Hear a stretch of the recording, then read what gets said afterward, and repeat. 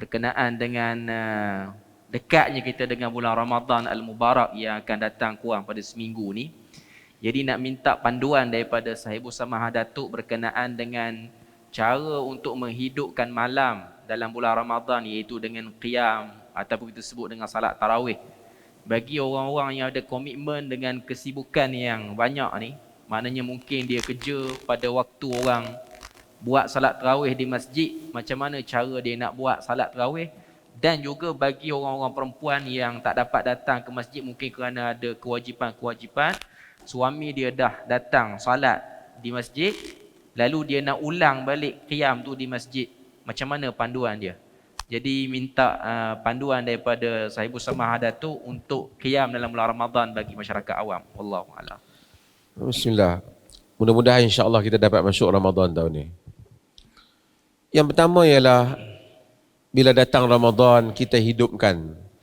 Bukan bulan Ramadan pun kita disuruh menghidupkan malam, bertahajud, qiyamul lail. Apatah lagi pada bulan Ramadan. Bila bulan Ramadan, kita selain daripada kita semayang fardu berjamaah, kita ada solat apa? Tarawih. Soalan tadi mungkin tanya, macam mana kalau dia boleh tarawih di rumah, isteri duk kalut. Dia mungkin boleh tarawih di masjid, isteri apa? Di rumah sibuk urusan itu dan ini. Bolehkah kalau satu orang tu semayang di masjid, kemudian balik di rumah, dia pula jadi imam sekali lagi untuk isteri dah?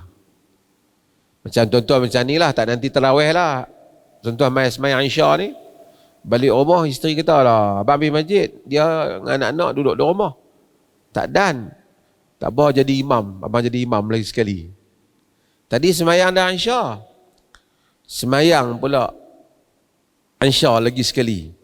Hak tadi jadi makmum, hak kedua jadi imam. Boleh tak? Boleh tak? Boleh. Di dalam hadis Jabir bin Abdullah, dia menyatakan kana Mu'adzan yusalli ma'a Rasulillah sallallahu alaihi wasallam summa ya'ti qaumahu fayusalli bihim wa yusalli bihim. Dia Mu'adz ni dia semayang dengan Nabi di masjid Nabi. Bila balik daripada masjid Nabi, dia pergi ke kaum dia Bani Salamah, dia pergi jadi imam mereka pula.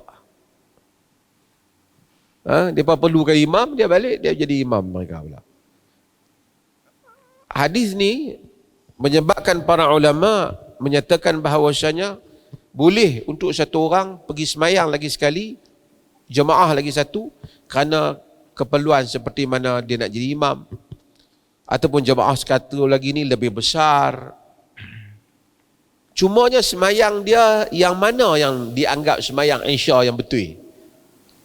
Kalau tadi semayang di masjid dah, kemudian satu lagi pergi semayang di rumah jadi imam pula, macam kita kata tadi, yang mana yang betul semayang Isya? Yang pertama ke yang kedua? Ni, yang ni sekolah agama, yang mana? Yang pertama ke yang kedua? Tadi jawab yang pertama, yang kedua? Yang pertama. Yang kedua ialah sunat. Di dalam hadis yang diriwayatkan oleh Imam An-Nasa'i, diriwayatkan oleh Imam At-Tirmidzi,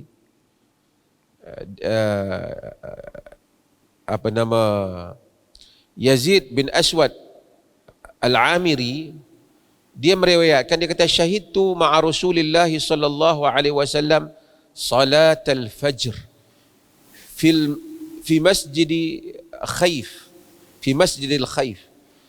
Aku menyertai Nabi SAW yang jadi makmum, menyaksikan Nabi semayang subuh di Masjid Khaif. Masjid Khaif di mana? Tuan-tuan pergi Arafah, kan? Jadi di Masjid Khaif. Selepas itu, apabila Nabi SAW, falamma qada salatahu, apabila Nabi selesai semayang dia, fa idza huwa bi rajulaini fi akhiril qaum lam yusalliya ma'ahu. Tiba-tiba ada 2 orang. Bila Nabi dah bagi salam, Nabi tengok ada 2 orang dalam jemaah tu yang duduk ujung dia, apa tak semayang 2 orang tu. Lepas tu Nabi SAW tengok apa tak semayang. Nabi tengok, 2 orang ni tak semayang, orang lain semayang. Nabi kata alayya bihima. Bawa dua-dua tu mai kat aku. Dalam riwayat tu kata fa utiya bihima yarta'u qasifahu. Datang kedua-duanya dalam keadaan ketak, takut. Nabi tu bukan kejam, tapi seriau lah. Nabi tanya, ma mana'akuma an tusalliya ma'ana? Apa yang menghalang kamu berdua daripada solat bersama kami? Qala, depa kata, ya Rasulullah,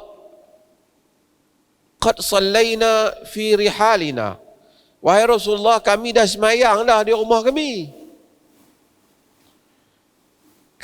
Dia main masjid, macam setengah orang main masjid, tak semayang. Orang semayang tak semayang, dia duduk ujung. Kami dah semayang dah di rumah kami. Nabi kata, la taf'ala. Jangan buat macam tu. Nabi kata, idza sallaituma fi rihalikuma summa ataituma masjida jama'atin fasalliya ma'ahum fa innaha lakum nafilatan. Fa innaha lakum nafilatun. Kalau jangan buat macam tu. Kalau kamu dah semayang di rumah kamu, kemudian kamu di satu masjid yang orang duk semayang jemaah, kamu semayanglah bersama dengan mereka. Kata Nabi, fa innaha lakuma nafilah. Kerana itu jadi sunat untuk kamu. Maksudnya yang wajib hak awal, semayang hak kedua tu adalah sunat. Tapi Nabi kata semayanglah. Duduk je orang duduk semayang. Artinya kalau kita masuklah masjid, orang duduk semayang, pelik kita duduk bersilau. Siapa? Kata tadi semayang dah. Mungkin macam ni, mai kuliah kan, ada lewat sikit, kita main duduk. Nabi kata semayang lah.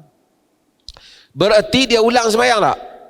Dia ulang lah. Yang pertama fardu, yang kedua sunnah. Berdasarkan hadis ini dan hadis Muaz tadi, yang mana dia kalaulah semayang kedua tu sunat, semayang pertama wajib, semayang kedua jadi sunat. Muaz semayang dengan Nabi, artinya yang pertama tu wajib. Dia semayang yang kedua, dia balik jadi imam dekat kaum dia. Semayang yang kedua tu apa? Tapi orang yang ikut di belakang dia semayang apa? Semayang apa? Wajib ke sunat? Depa wajib, depa first. Depa semayang pertama, dia semayang kedua. Hadis ini menjadi dalil bahawasanya bolehnya orang semayang fardu mengikut di belakang orang semayang sunat. Faham tuan-tuan?